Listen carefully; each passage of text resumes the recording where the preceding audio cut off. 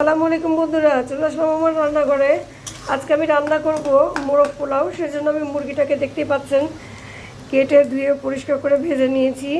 মুরগিগুলো ভেজে নিয়েছি। এখন আমি এখানে পেঁয়াজ ভাজতে দিয়েছি।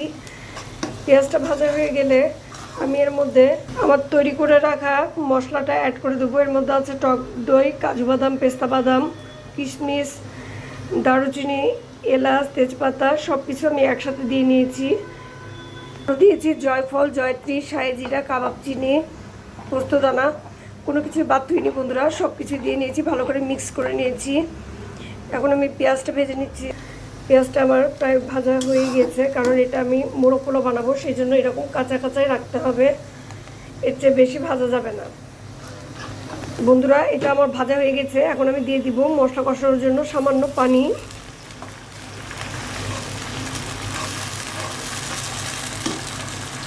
বন্ধুরা দেখতে পাচ্ছেন এখন আমার সেই তৈরি করে রাখা মশলাটা আমি পুরোটাই ঢেলে দিলাম। দেখতে পাচ্ছেন বন্ধুরা আমি সব মশলাটা দিয়ে দিয়েছি। এখন আমি এটাকে ভালোভাবে কষিয়ে নিব, মানে মশলার কাঁচা গন্ধটা যাওয়া পর্যন্ত আমি এটাকে কষাবো, সে পর্যন্ত অপেক্ষা করুন। বন্ধুরা দেখতে পাচ্ছেন আমি এটা কিন্তু এখনও আমার কষানো কমপ্লিট হয়নি, কারণ এই মশলাটা আমি যত ভালো করে কষাবো তত বেশি মশলার টেস্টটা বেড়ে যাবে, মানে রোস্টের টেস্টটা বেড়ে যাবে। মশলার কষানোর উপরে কিন্তু সব কিছু তরকারির টেস্ট নির্ভর করে।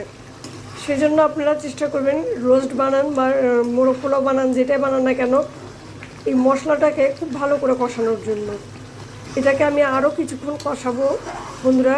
সম্পূর্ণ তেল উপরে উঠে আসার পরে আমি এর মধ্যে দিয়ে দিব সেই কেটে রাখা মুরগিটা, যে মুরগিটা ভেজে রেখেছি সেটা আমি এর মধ্যে দিয়ে দিব। বন্ধুরা দেখতেই পাচ্ছেন মশলাটা আমার পুরোপুরি কষানো হয়ে এসেছে। এখন আমি দিয়ে দিব সেই চিকেন, ভেজে রাখা চিকেনগুলো দিয়ে দিচ্ছি। এখন এটাকে আমি ভালো করে কষিয়ে নিব। বন্ধুরা দেখতেই পাচ্ছেন এটা আমার কষানো হয়ে গিয়েছে। এখন আমি দিয়ে দিব সামান্য পানি।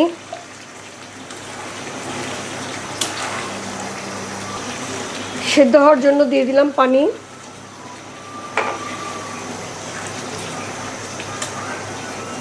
চিকেনগুলো যেন ভালো হয়ে সিদ্ধ হয়ে যায় সেজন্য আমি পানিটা দিয়ে দিলাম বন্ধুরা। এখন আমি এটাকে ঢেকে রেখে দেব। বন্ধুরা দেখতেই পাচ্ছেন এখন আমি ঢাকনাটা উঠিয়ে দিয়ে দেবো এর মধ্যে বেশ কয়েকটা কাঁচামরিচ। এখন এটাকে আমি ভালো করে নাড়া দিয়ে নেব।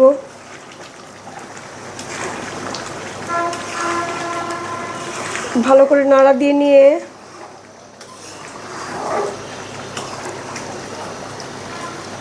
বন্ধুরা আপনাদেরকে আরেকটা কথা বলি, যখন আপনারা এই মোরগ পোলাও বানাবেন টেস্ট ব্যালেন্সের জন্য সামান্য পরিমাণ দেখতে পাচ্ছেন আমি 3 আঙুলের 1 চিমটি চিনি দিলাম। এই চিনিটা দিয়ে দিবেন, কারণ এতে হয় কি টেস্টটা আপনার ঠিক থাকে আর চিকেনগুলো খুলে যাওয়ার চান্সও থাকে না, চিকেনগুলো কিন্তু খুলে যাবে না। এজন্য আপনি সবসময়তে এটাতে চিনি ব্যবহার করবেন, সামান্য পরিমাণ চিনি, 3 আঙ্গুলের 1 চিমটি চিনি, যেমন স্যালাইনে ব্যবহার করা হয় বন্ধুরা, বুঝতে পারছেন। এতে টেস্টটা পাবেন আপনারা, পারফেক্ট টেস্ট আসবে। এখন আমি তেলটা উপরে ওঠা পর্যন্ত অপেক্ষা করব, এভাবে ঢেকে রেখে দেব।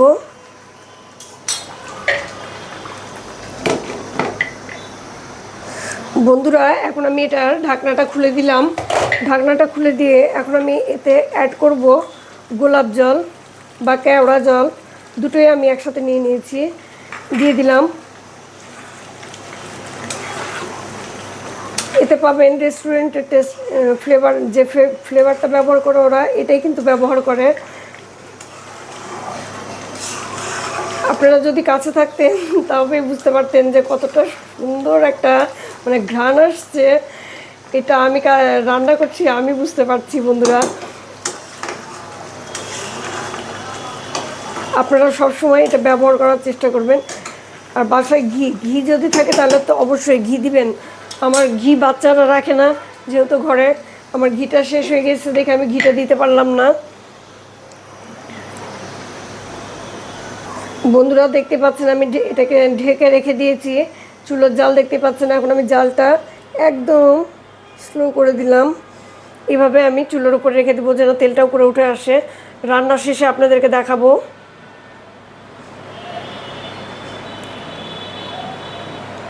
বন্ধুরা দেখতে পাচ্ছেন আমি ঢাকনাটা খুলে দিলাম। দেখেন আমার মোরগ পোলাওয়ের মোরগ রান্নাটা কিন্তু কমপ্লিট হয়ে গিয়েছে অলরেডি। এখন এটা আমি চুলো থেকে নামিয়ে রেখে দেবো। চুলোর জালটা আমি বন্ধ করে দিচ্ছি। দেখেন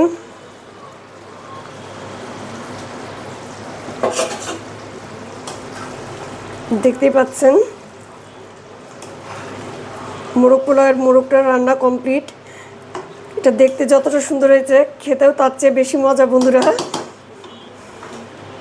আমার বাসার সকলে এটা খুব পছন্দ করে, আপনারাও বাসাতে ট্রাই করবেন অবশ্যই।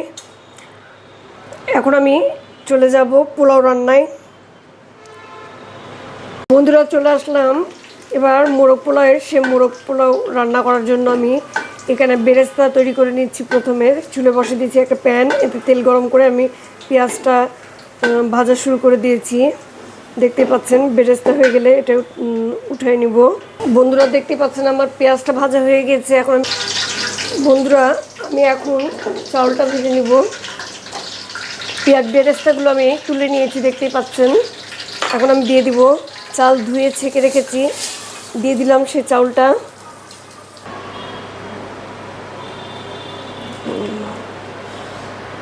বন্ধুরা আপনাদেরকে একটা কথা বলা হয়নি, আজকে আমি রান্না করছি কিন্তু আমার হাজব্যান্ডের বার্থডে উপলক্ষে। তো ও আমার মোরগ পোলাওটা বেশি পছন্দ করে, সেই জন্যই আমি মোরগ পোলাওটা রান্না করছি ওর জন্যই। বার্থডে উপলক্ষে আমি মোরগ পোলাওটা স্পেশালি রান্না করছি। আপনারা ওর জন্য দোয়া করবেন যেন আল্লাহ ওকে ভালো রাখে, সুস্থ রাখে, দীর্ঘায়ু দান করে, সবসময় হাসি খুশি রাখে। এর বেশি আমি আর কিছুই চাই না বন্ধুরা। আমি যতদিন বাঁচবো তাকে যেন পাশে থাকে, সে যেন পাশে থাকে আমার, তার আগেই যেন আমি চলে যেতে পারি। আমি সবসময় এটাই দোয়া করি আল্লাহর কাছে, আল্লাহ ওর আগে আমাকেই নিয়ে যেও, কারণ ও ছাড়া আমি থাকতে পারবো না।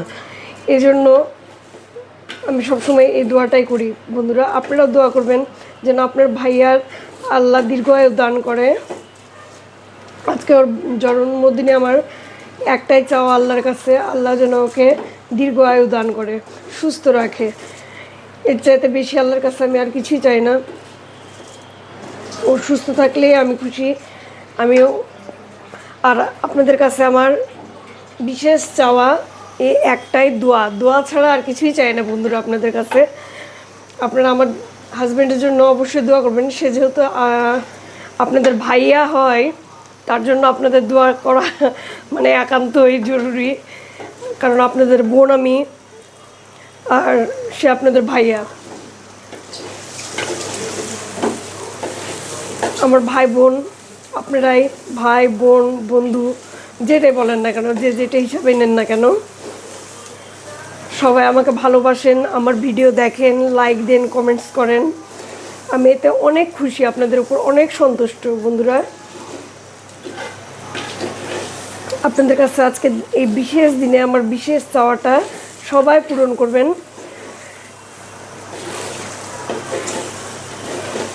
আর আমি মোরগ পোলাওটা রান্না করছি, আপনাদেরকে পুরোটাই দেখিয়ে দিলাম আজকে।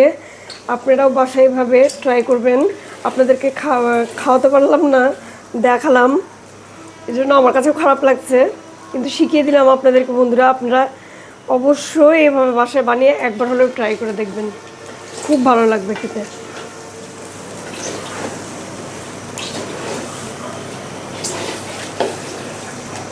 তো বন্ধুরা আর বেশি কথা না বাড়িয়ে এখন আমি চাউলটা ভেজে ফেলছি। প্রায় ভাজা হয়ে গিয়েছে আমার। মোরগ পোলাওর জন্য চাউলটা বেশি ভাজার প্রয়োজন হয় না, দেখতেই পাচ্ছেন ভাজা হয়ে গিয়েছে আমার চাউলটা। এখন আমি দিয়ে দেবো এর মধ্যে মেপে রাখা পানিটা। দেখেন বন্ধুরা, আমি দিয়ে দিলাম মেপে রাখা পানি, গরম পানি।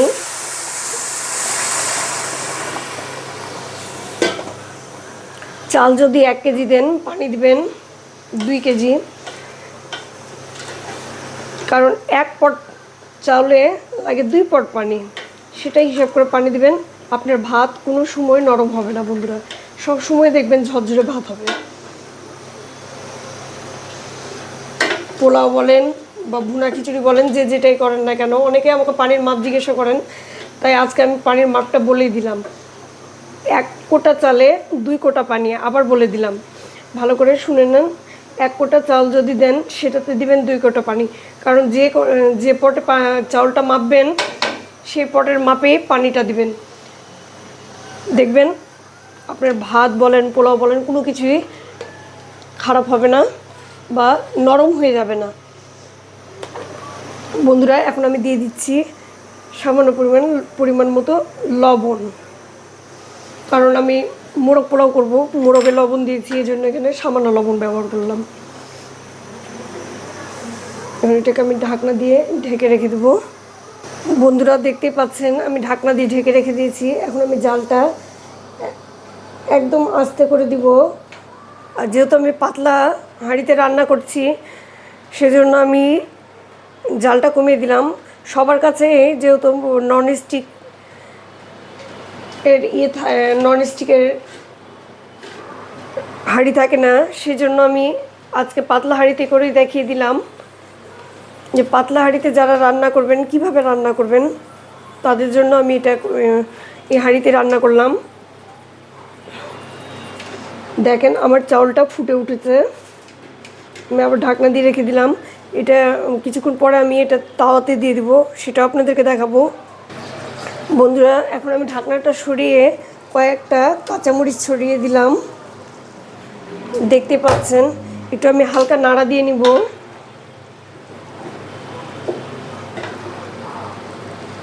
বন্ধুরা, দেখতেই পাচ্ছেন আমি চুলোয় দিয়ে দিয়েছি একটা কত মোটা তাওয়া দিয়ে দিলাম। এখন আমি এর উপরে আবার হাঁড়িটাকে দিয়ে দিলাম। এখন আমি একটু হাই হিট দিব, কারণ তাওয়াটা গরম করে নিতে হবে।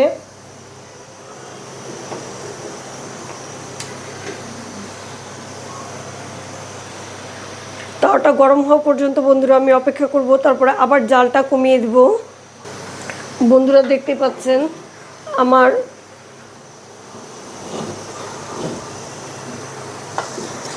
তাওয়াটা গরম হয়ে গেছে। এখন আমি চুলোর জালটা কমিয়ে দিব। তার আগে একবার আমি নাড়া দিয়ে নিলাম এটাকে ভালো করে।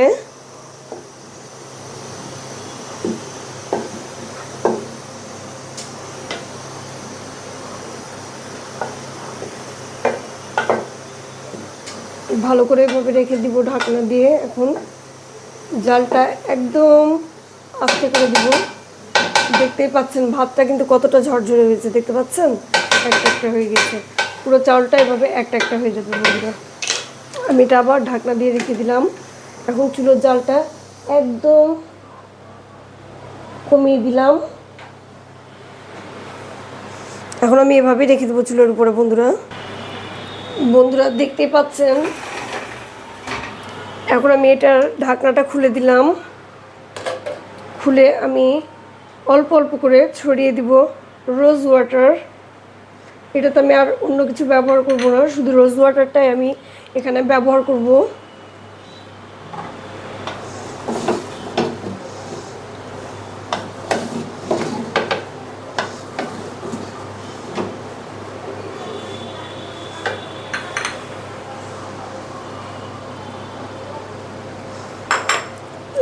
রোজ ওয়াটার দেওয়ার পরে আপনারা এটাকে ভালোভাবে নাড়া দিয়ে নেবেন। নাড়া দিয়ে আবার সে চাপ দিয়ে ঢেকে রেখে দেবেন। এটাকে পুরো চাউলগুলো এক জায়গায় নিয়ে এভাবে চাপা দিয়ে রেখে দিবেন।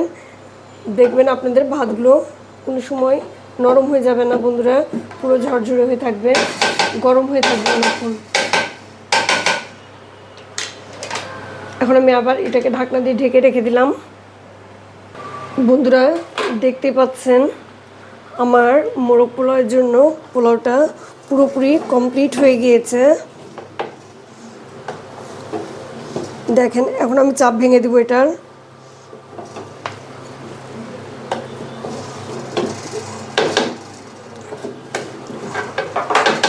দেখতে পাচ্ছেন ভাত কতটা ঝরঝরে হয়েছে।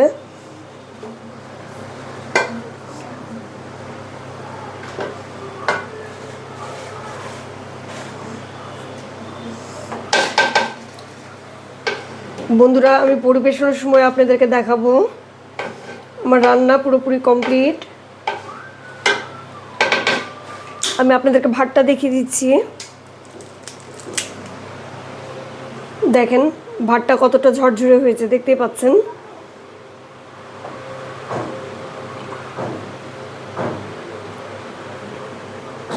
দেখেন। তো বন্ধুরা, পরিবেশনের সময় দেখা হচ্ছে। সকলে ভালো থাকবেন। আজ এ পর্যন্তই।